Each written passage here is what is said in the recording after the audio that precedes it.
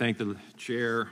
Chairman Goodlatte, I have a few questions for you. The first one is, do you like action movies? I do. I do also, and I don't have a great memory on all the movies, but I remember Bourne Ultimatum and how the U.S. government used sort of a geolocation tracker to track people without a warrant. Constitutional, unconstitutional? I don't know that we have enough facts, but probably at least partly unconstitutional. Okay. And there are other movies that have the government looking at bank information without a warrant. Constitutional, unconstitutional? I would say unconstitutional. And they actually have some movies where they are doing surveillance, but they have these super cool things that probably exist now, I've just never seen them, that you can look inside someone's home and see what they're doing inside the house, not just through an open window, but through a wall. Maybe they go down the chimney from a satellite or some crazy idea. Constitutional, unconstitutional? I would have to defer to Liza or somebody else on that one, because I've seen some court decisions on that, and I'm just not sure how the courts came down on it. But okay, let me ask you this. I would be a little suspect of it. How about creepy? What's that? How about creepy? Can we use creepy instead of constitutional? It's kind of creepy to have people looking through walls at what you're doing inside your house. Creepy for sure. Okay. And so I guess what I'm trying to get to is government can't do those things directly, and it shouldn't be able to do those things indirectly. And Chairman Nadler has a bill to that effect, and I want to support that legislation. What I'm concerned about is, should corporations be able to do that? And particularly a corporation like Google. Should Google, you get when you sign up for a Gmail account, you get this contract, and on page 23, there are 2 sentences that say you waive everything. Should the government, or should Congress, have some requirement that each time you are making a waiver, you have to enter into that agreement?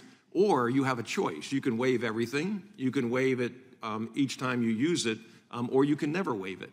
Should there be something out there that at least inhibits, to a certain degree, the private companies from doing that which we find creepy? Congressman Buck, I would say that the more opportunities that the consumer has to decide for themselves whether or not they want to make certain information available to Google or other companies, and control how Google might utilize that information, the better. And I love the fight that goes on sometimes between Apple and Facebook and some of these other companies. I love it when two giants are fighting over something. And there's occasions where Apple will assert certain privacy. I think they have a business interest, frankly, in asserting that privacy, but they will assert certain privacy on behalf of their customers.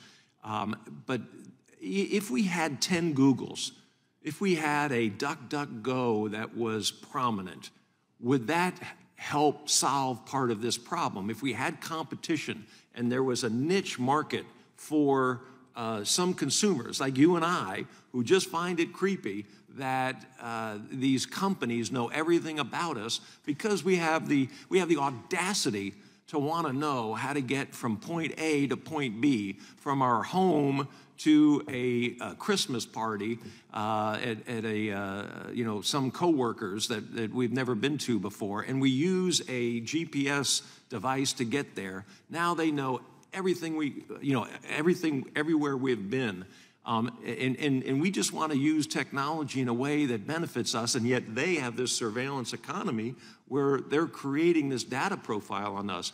Is there a benefit to competition in the marketplace that could help deal with some of these issues?